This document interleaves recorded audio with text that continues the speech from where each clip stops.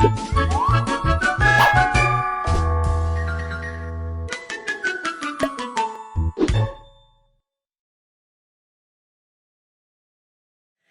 everyone and welcome to this Holy Grail Games video. My name is Georgina and today I'm going to be talking to you about how to play Crystal Palace, an expansion for Museum Pictura.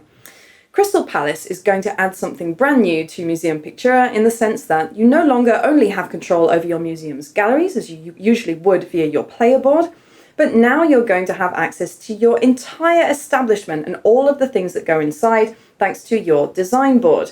You're going to be able to create the museum of your dreams thanks to restaurants, guides, statues and other different things that you can add all throughout the game in a tile placement mechanic. So let's take a look at how it works.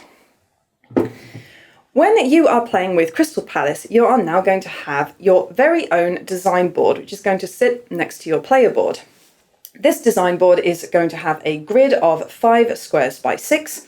And during the game, you are going to be able to add a certain number of room tiles. So that's these tiles here and the tiles that you can see in front of you. At the beginning of each of your turns, before you do any other action, including your acquisition phase, you must add a new room tile to your design board. So if you are playing your very first turn, this must always be your main gallery tile, which is basically this. So this tile corresponds to your gallery board that you have here in front of you, and where you place it on your design board is going to be very important.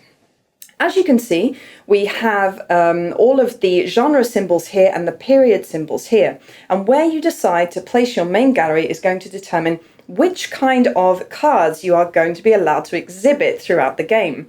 So this is an expansion that gives you a lot of new things to do, but also a couple of limits that you're going to have to learn to work around. Let me explain. So for my first turn, I'm going to be placing my grand gallery tile here. Let's say, for example, I placed it as we can see here. What this would mean is I can only exhibit cards of the genre or period that have been covered by this tile.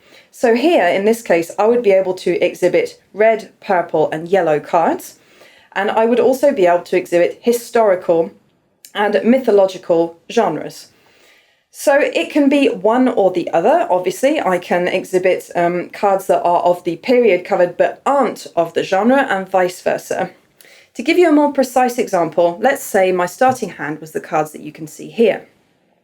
Obviously, this first card is mythological and yellow. Both of those are covered by my grand gallery tile. No problem, I can place those on my board without any issue. Same goes for this second card. For this third card, I can see that it's the religion genre, which I don't have covered by my tile. However, it is yellow, which is covered, which means I can exhibit it. So it's not going to limit you very much, but you are going to have to place it quite carefully at the beginning of the game to avoid being cut off. Once you have placed that tile on your very first turn, after that, you're going to have a choice out of all of the tiles that you can see here in front of me. So there are 3 different types. The purple are facilities, blue are decorations, and yellow are specialists. So each of these have their own different effects during the game and also certain elements of end of game scoring. I won't go into those here in this video to keep things short. I'll let you discover them on your own, but they're all very interesting to deal with. However, where you place these on your design board during the game is also going to be important.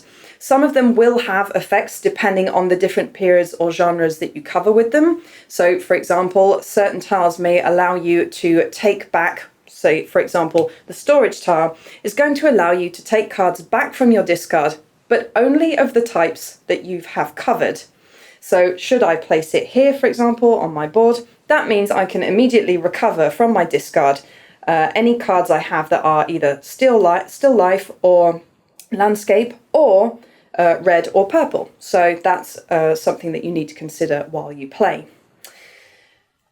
The other thing that you need to consider is your room tiles will have an effect that will go off when you complete a column or a line.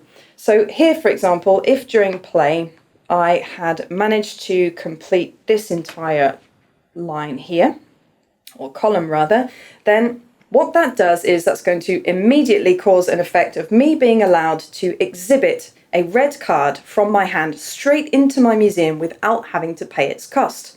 As long as I have a card of that type in my hand, of course. So it's a notion of tempo and optimization that you need to keep in mind as you play as well.